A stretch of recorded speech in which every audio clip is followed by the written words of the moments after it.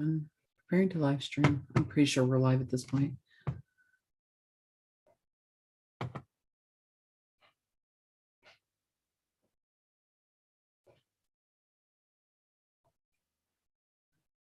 Live stream. I'm pretty sure we're live. See, that proved my point. We were live. Okay, Marianne, did you do your homework last week? Absolutely not. Absolutely not. So what was your roadblock to not writing your letter from yourself a year from now to your current self? I got distracted business-wise with one of my processes that weren't working. And that took up mental space for the week. And to be truthfully honest, after all that happened, I completely forgot about it. Okay. But in losing that bandwidth. Well, hold on. Everybody, if you're just joining in or if you're watching this later, I am Marianne Bailey, your host. This is Leslie Davis. Leslie Davis wrote the book, You Can't Eat Love, right? Yes. I just went brain dead. You Can't Eat Love. She is helping me work through some food processes, some mental processes. And if you happen to hear banging, there's construction going on in the condo behind me, and there's nothing I can do about that. So I apologize. All right, back to you, Leslie. Sorry about that. What I want you to recognize is you ran into a problem with your business. Correct. Right? Correct. And you realize that you did not have the bandwidth to tackle something as difficult as writing that letter from your future self to your current self. Correct. Correct? And you allowed yourself to set that down and engage 100% into the problem that you needed to solve, right? So let's take a moment and let's celebrate how you took care of you and what you needed to do in that moment so that you were living the life that you want to live, which is to have a successful business, right? Correct. So can we celebrate for just one moment? High five. Your enthusiasm. Let's get it up a little bit. High five.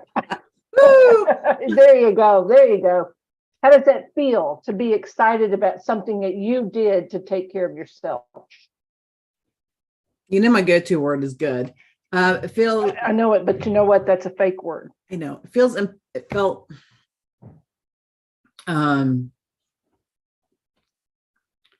It felt powerful. I felt strength that I was able to get it done. I was able to figure it out.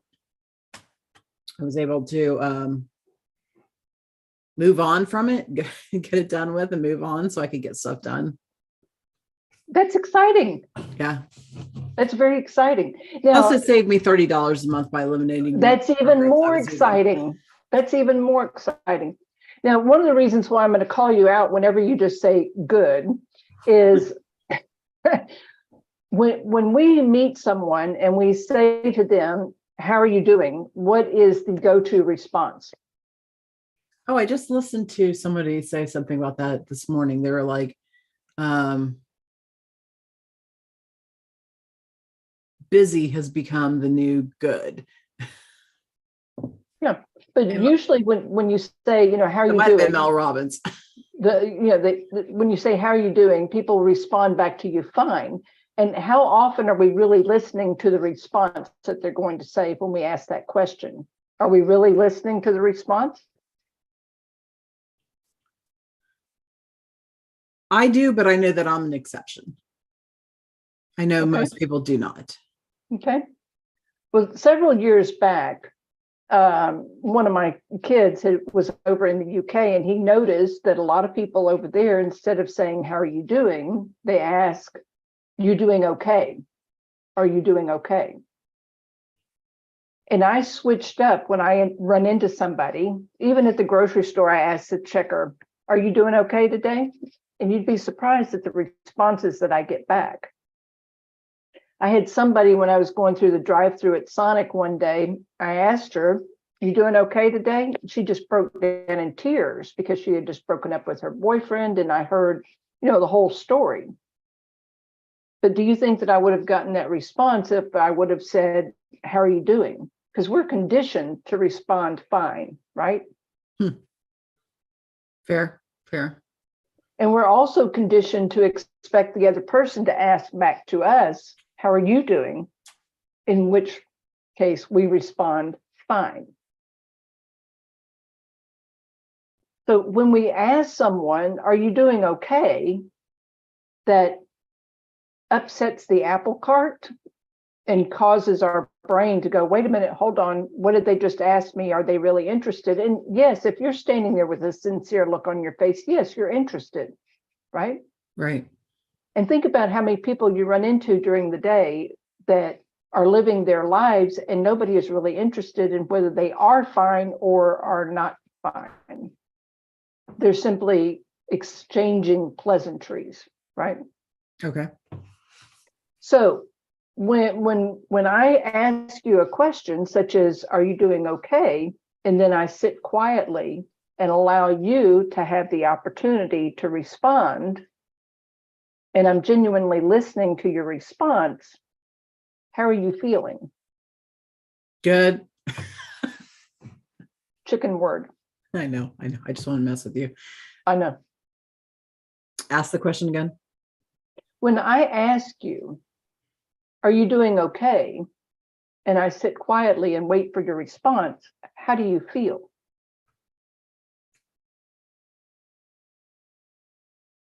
Like I should give you an answer. Okay, you got this word should in there. Because where is that coming from?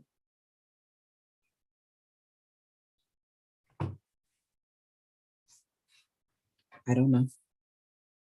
When we use the word should in our sentences, our phrases, our paragraphs, and things like that, the word should comes with rules and regulations, doesn't it? Yes. And when we don't follow rules and regulations, what feelings get set off? Panic. Okay, that's fair. What else? Worry. What else? Anticipation of punishment. Uh-huh. And what else? You got 3 out of me, Leslie. I don't know what else. How about shame? I imagine for some people. Okay, fair enough. And are any of those good emotions? Are any of those good feelings? No, they're all negative feelings. Mm-hmm. And they start causing you to look at what's around the corner. What monster is coming to get me, aren't they? They put you on edge. Yes. Okay. I mean, when you're feeling panic or you're fearing punishment, aren't you looking at what's next? What's going to happen next? Yes. So you're in fight or flight mode, right? I find that I am in fight or flight mode more than I want to be. Okay, fair enough.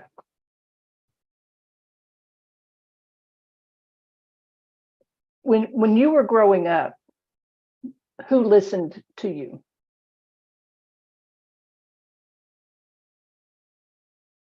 Nobody. When you were growing up and things happened, what was the reaction?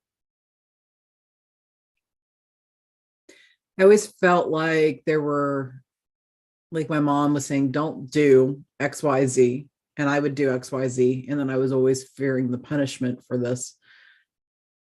Because I knew, like my mom said, don't ride my bike. Well, I thought she just didn't want me riding her bike. Well, the point was she didn't want me riding her bike because her bike was too big for me. So what did I do? I fell off of her bike and I cut my foot open and had to get stitches. So then I had to go tell my mom, I fell off your bike, and then had to deal with the stitches part of it. So, and what did she say to you when you came to her and said, I fell off of your bike and cut my foot, and now you have to take me to the doctor so I can get stitches? I honestly do not remember. Okay, you probably shut it out for. I want to say probably like I told you not to, but Mhm. I would be making that up. I don't know. Yeah, like I said, you probably shut it out for a reason. I tend to. Yeah. So if in the process of your mother saying, "Don't ride my bike," could you have asked her why? Of course. And I don't remember if,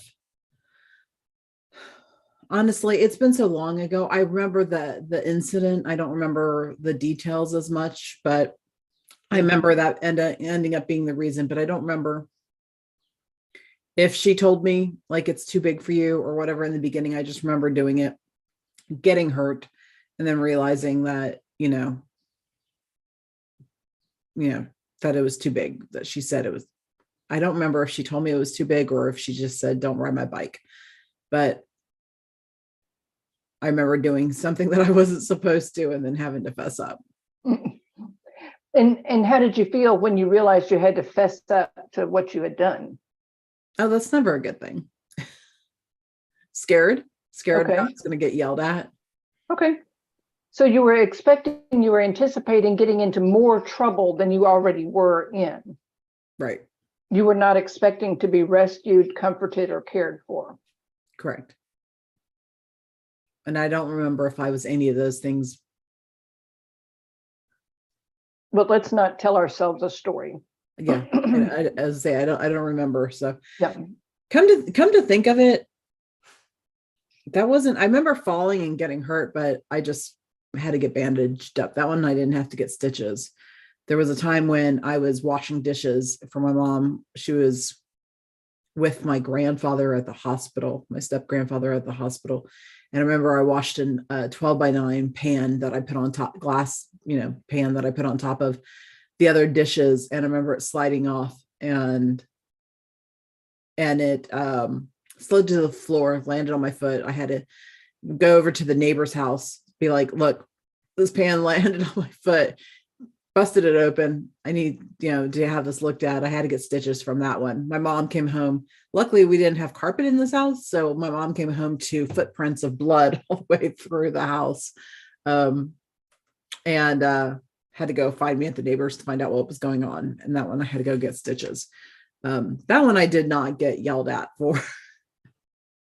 So obviously, I could have made a better decision, but I didn't. Obviously, I was a kid. I wouldn't have known. Well, they're called accidents for a reason. They're not on purposes. Yeah. They're accidents. So, my mom was a nurse. There were, expectations of knowing better sometimes, but there was also some level. I don't want to say like my mom was this big mean monster. No. But if she told us something, we were expected to remember it, not do it. So there was 3 of us. She had her hands full, but yeah. So, when you're a kid, you're just doing hopefully what you're told to do, what's expected of you, sometimes what's not expected or what's not told of you. And you expect to suffer the consequences of being punishment or whatever the case is, because you're a kid. So. Okay. So you talk about punishment. How many times did they celebrate things that you did well or just did? How many times did they celebrate those kinds of things?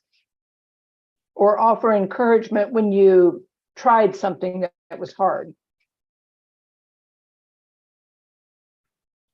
I honestly can't think of any, but that doesn't mean that didn't happen. It just means I don't remember. And that's what is more important. What you remember, what you feel, what your experience is as you recall it is more important than what reality was. Right. Okay. Because last time I checked, nobody is videoing our life. And so we can't rewind the video and say, oh, this is what really happened, right? I don't know. Wasn't there a movie about that? They may be. We just yes, they're 100%. But as far as we know, no one is videoing our life. So what our memories are our memories, and we need to honor our memories as we remember. But the other thing is our body stores memory. Because if you've ever smelled something and then felt, that trigger response, or heard something and felt that trigger response, it's because it's stored in your body. But what I find interesting is you really don't recall being celebrated, being, excited or anything about any of your accomplishments. That lets me know why you struggle to celebrate the tiniest little wins that you experience in your current life. But I'm going to bet that you encourage other people at the drop of a hat. Oh, yeah. But We talked do about you this last believe- week that I'm the fixer of stuff, the unqualified fixer of things. But do you believe that you deserve to be celebrated as well? Yes. Do you really believe that? Yes. So why is it so hard for you to celebrate you? Because I don't know how. Okay, fair enough. So let's start doing things so that we're celebrating you. First thing that we're going to do is we're going to celebrate high five that you recognize that you do not know how to celebrate you. Okay, high five. And I want you to start picking up on little tiny things that you're saying to yourself, ways that you're encouraging yourself, things that are moving you forward in the life that you want to live. And just pause every now and then and go, look at me, look what I did. This is amazing. And how do you think that's going to feel? Other than weird. Yeah. I would say awkward. Okay. Awkward, right? Yeah. But whenever we're learning how to do something new and we're learning how to do it correctly, it often feels awkward, doesn't it? Yes. So that's all we're doing. We're gaining a new skill. We're learning how to celebrate us. Now, why are we learning to celebrate us in these tiny little rewards? Why are we doing that? The reason is our brain doesn't know the difference between good and bad reinforcement. Your brain does not know the difference between good and bad reinforcement. It simply knows that it's getting something. So just like the kid who doesn't behave in class, your brain is looking for more rewards, and bad attention is the same as good attention. Fear and excitement are the same thing according to your brain. So when we've been taught that the only kind of reinforcement that we get is negative reinforcement, it's very difficult for us to accept that, to believe positive reinforcement, because we've been taught negative reinforcement is what's true. That's why it feels so awkward to celebrate the things that you're doing that you want to continue doing. But what we're doing is we're retraining our brain to celebrate the positive things and ignore the stuff that we want to stop, instead of beating ourselves up. So, for example, last week, there was one day when I had a really bad day. I mean, tragically bad. And my husband, don't ask me why, he had brought home half of a chocolate cake from HEB. Chocolate doesn't belong in my house. It has no clue how to behave in my house. So I had this horrible event happen. And the only thing that I knew was going to calm this horrible event, based on what I had in front of me, and my mind was going 90 miles an hour. It was not being rational. And so I had not one, but 2 slices of chocolate cake.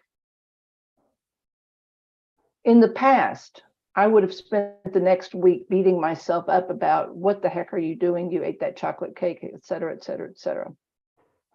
But what I've learned is, if I can simply say, you know what, you ate the chocolate cake.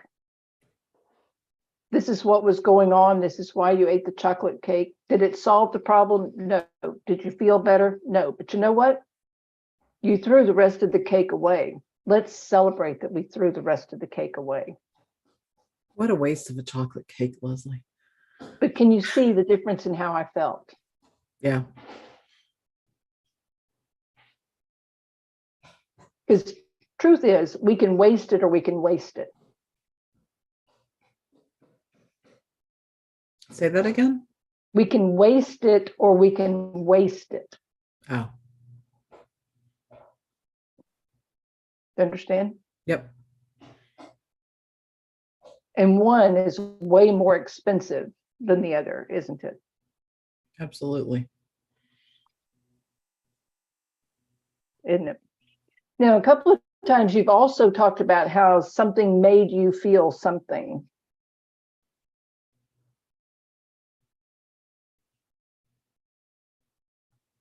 Elaborate. You were talking about, your struggle with the software issue, and it made you feel whatever your emotion was that you were feeling. I want to ask you to explore a different way of looking at your emotions. I want you to look at them as having a choice. You can choose how you feel.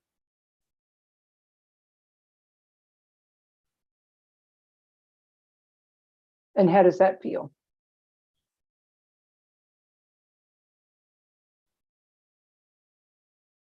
I don't know. Okay. I told you I am the worst experiment for any kind of therapy because I don't know how to label these emotions you want me to feel. I don't want you to feel anything. I cannot impose anything on you. So what I'm asking you to do is to take ownership of your emotions. And when we say that such and such or so and so made me feel whatever it is, I mean, for example, I could have said last week that this person made me feel really hurt and really angry, but that's not true. I have a choice in how I feel. I felt angry. I felt betrayed. I felt hurt. But no one can make me anything except reservations for dinner. And I prefer at a 5-star restaurant and you pick up the tab. So when we say so-and-so or such and such made me feel something, we're giving away our power. Okay. And we're not taking ownership of that feeling.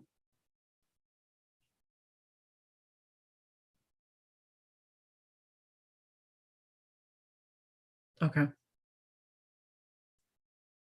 And when we're running from our emotions, because that's what we've learned that we are wearing what the people who we grew up with told us was a purple shirt and not a green shirt, then we don't trust our emotions, do we? No.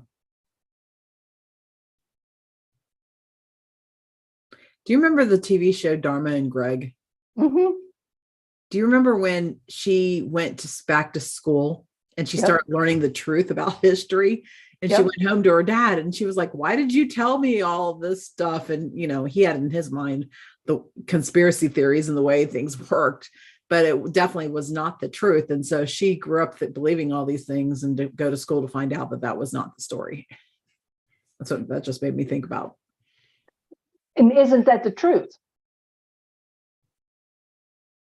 When we grow up with people who are not emotionally healthy, we are going to be emotionally unhealthy as well, aren't we? Sure. Yes. Until we go into a place with people who are emotionally healthy, and then that dissonance starts plugging and pulling and, causing all kinds of tension inside of us because we're having to override what we've learned from people that we know, like, and trust, and decide, are we going to accept the truth and accept that this was the truth as they knew it to be? So I was telling you earlier that last week I decided that I wanted a Mexican pizza one day and went to Taco Bell and called my mom on the way, who was my worst critic of food in my life, and called my mom, and she's like, "Where are you off to?" And I was like, "Taco Bell." She's like, "Oh, what are you getting there?" I'm like, "Mexican pizza." And she was like, "Oh, I've never had that. What is that?" And I explained it to her, and she was like, "Oh, okay, that sounds good." And in my head, I was in for a fight when I did this. And further in my head, I was like, you know what? I'm going to own this, and I am going to tell my mom where I'm going, what I'm eating. I could have gone anywhere. I could have done anything. I could have said I was going anywhere, and I chose to own it. And so I've known for years, like, that there's a script going on in my head of what people are going to say to me if I do this, if I say that, if I allow this or do that.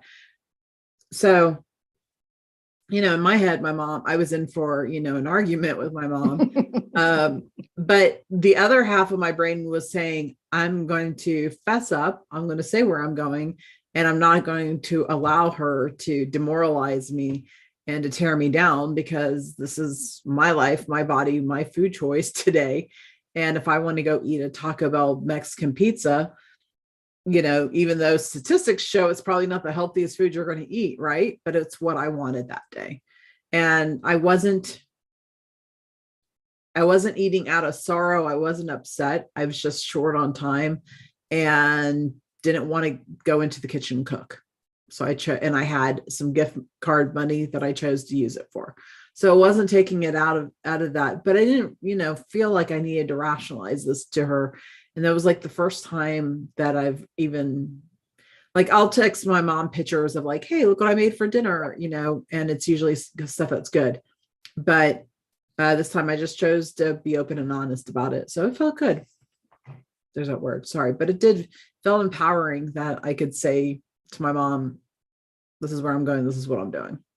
And when you hung up the phone and she didn't respond the way that the script in your head was setting up the conversation to go, how did that feel?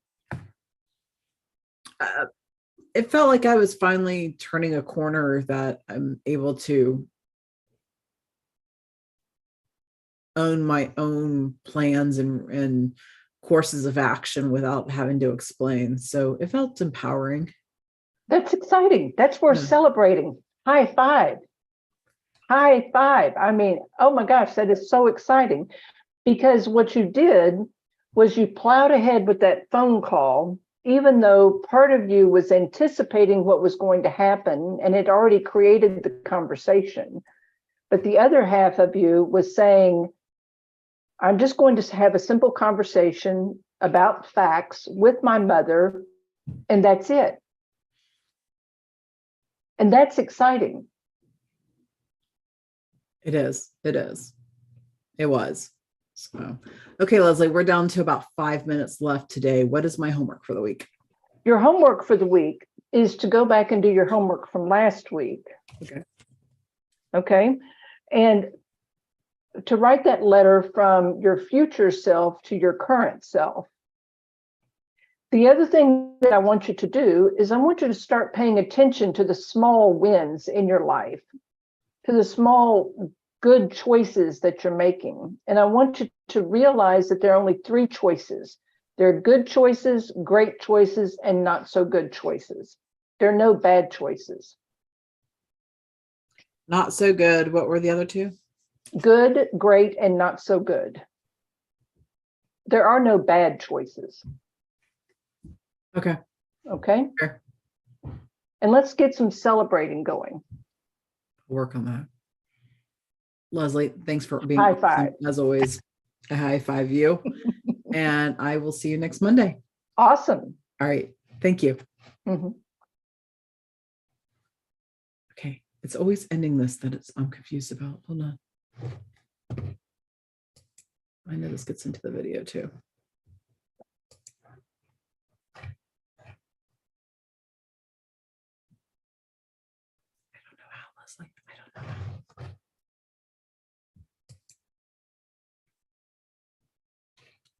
Hit end.